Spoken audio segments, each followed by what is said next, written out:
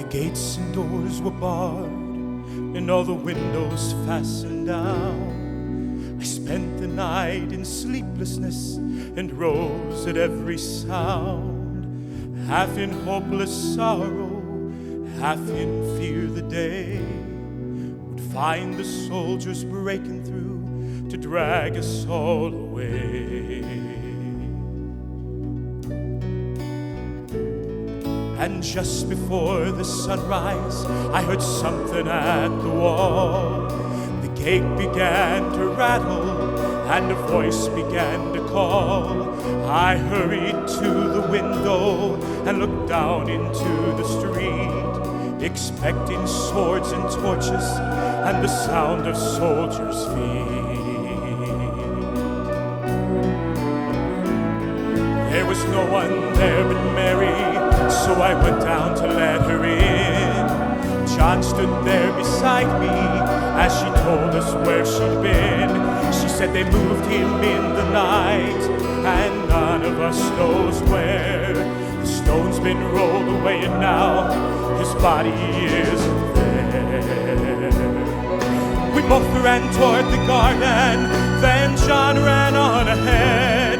We found the stone and the empty tomb, just the way that Mary said.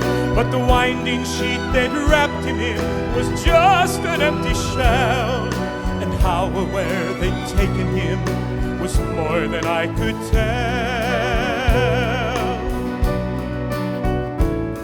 Well, something strange had happened there, but just what I didn't know.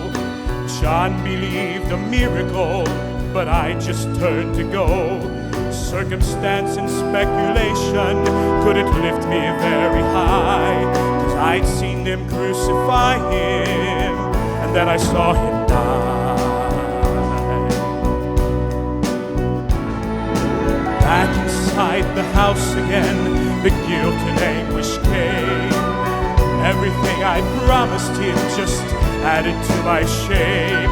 When at last it came to choices, I denied I knew his name.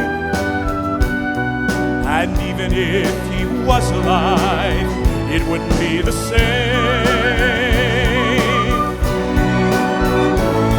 But suddenly the air was filled with a strange and sweet perfume. A light that came from everywhere drove shadows from the room. Jesus stood before me with his arms held open wide, and I fell down on my knees and just clung to him and cried. He raised me to my feet, and as I looked into his eyes, love was shining out from him like sunlight from the skies. Guilt and my confusion disappeared in sweet release, and every fear I'd ever had just melted into peace.